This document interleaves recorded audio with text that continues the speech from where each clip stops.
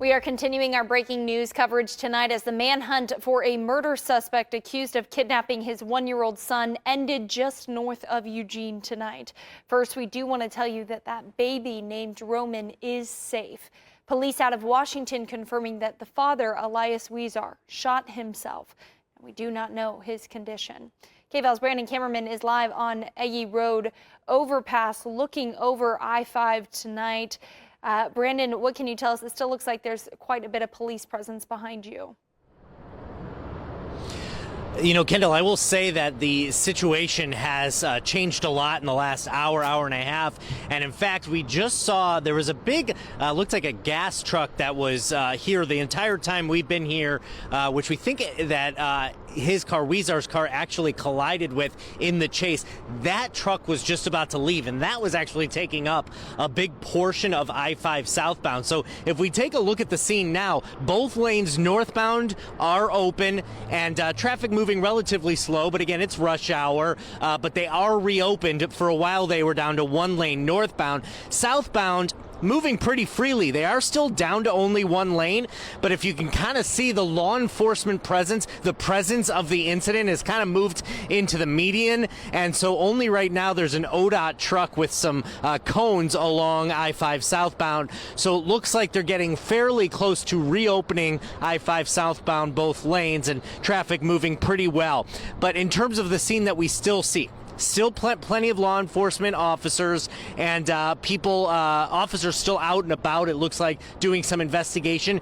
I'm not sure how well you can see it on the camera through the fence, but from my vantage point, and again, we're at an overpass between Coburg and Beltline, I can see the silver Corolla. It's hard to see it. It's within the caution tape, and it's in the middle of all of the law enforcement officers. But again, when we got that Amber Alert, it was with that silver Corolla. That's the car that we've seen video of and pictures of that actually got swiped and that Huizar was in. In fact, we did get a video from somebody who saw the incident. If we can pull that video up, that was sent into our newsroom, that can show the incident about an hour and a half, 2 hours ago, when the chase actually went right through I-5 southbound. So a crazy scenario for the people who were traveling. You can see that video on your screen. People traveling, witnessing that incident, and then I-5 was pretty much shut down,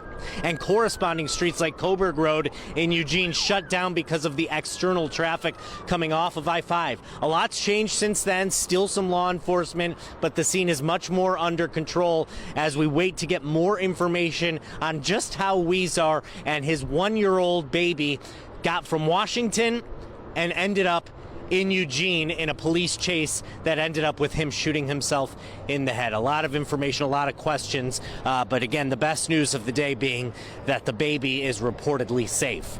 For now, live in Eugene, Brandon Kamerman. Kendall, I'll go back to you.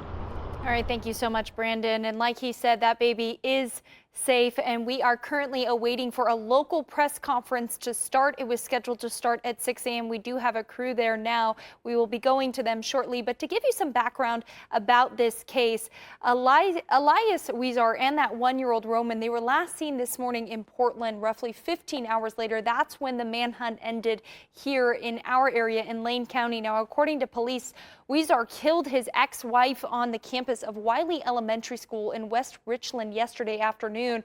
While serving a search warrant at his home last night, police also found another person who was killed.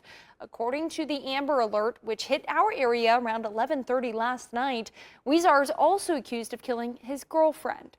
West Richland police would not confirm the victim's identity. At the time of the murder, Mr. Huizar was out on conditions of release on 2 pending felony matters for rape of a child in the 3rd degree and rape in the 2nd degree. The total bail on those 2 matters was $250,000.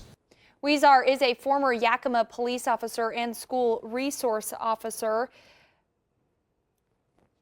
And now, according to court documents, while working as an SRO, he did get a 15-year-old girl pregnant. She had the baby at the age of 16.